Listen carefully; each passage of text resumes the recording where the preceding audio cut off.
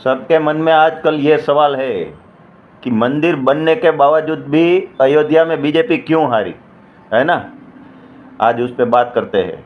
उसकी हकीकत क्या है, उसको जानने के लिए वहाँ नहीं जाना पड़ेगा, ऐसे ही पता चल जाएगा हकीकत क्या है। देखो मेरी बात सुनो। बहुत से लोग वहाँ पर जा रहे हैं, ग्राउंड लेवल पे जानने की कोशिश कर रहे हैं, लोगों को पूछ रहे हैं। खुद अयोध्या के लोग भी, बहुत से लोग शर्मिंदा है, बेचारे बता नहीं पा रहे हकीकत क्या है। मैं आपको हकीकत के रूबरू कराऊंगा इस वीडियो के माध्यम से। देखो, जिस जगह पर अयोध्या का वोटिंग होता है ना, वहाँ पर कुछ जाति गणित ऐसा है।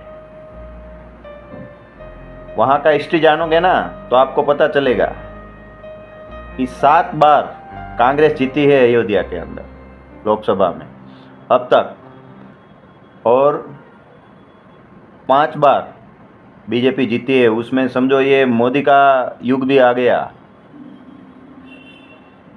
तो सोचने वाली बात तो ये है ना कि कांग्रेस इतनी कमज़ोर हो गई है सालों से, फिर भी अयोध्या के अंदर जीत रही थी। ये हिस्ट्री जानेंगे ना तब पता चलेगा। और अयोध्या के अंदर जाके जो लोग जानने की कोशिश करते हैं तो वहाँ के लोकल लोग क्या बोल रहे हैं, अभी ज़्यादातर लोग यही बोल रहे हैं ना कि भैया ये विकास करने की दौड़ के अंदर हमारा सब मकान चला गया, कोई दुकान चला गया, ऐसा बोलता है। हमें नुकसान हो गया, हमारी ओर कोई देख नहीं रहा है, ऐसा बोलता है।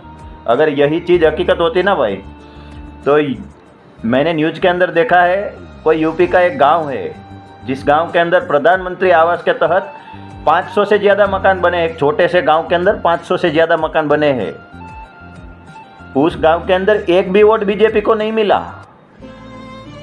ये भी हकीकत है, इसी चुनाव की हकीकत है 2024 की,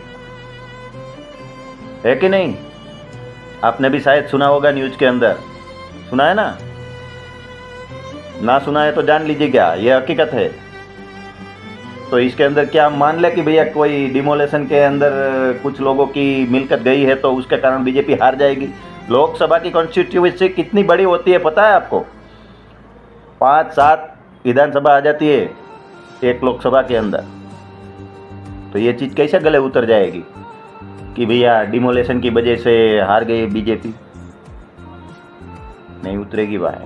वो जाति वाला गणित ही काम कर गया है, क्योंकि एक तरफ एंटी इनकम्बेंसी थी, थोड़ी बहुत हो सकती है, वो तो 10 साल हो गए थे सरकार को, और दूसरी ओर वहाँ का जो जाति गिनती है ना, उसके हिसाब से विरोधी सब मिल के पहली बार लड़े समझो, तो ये संभव ही था।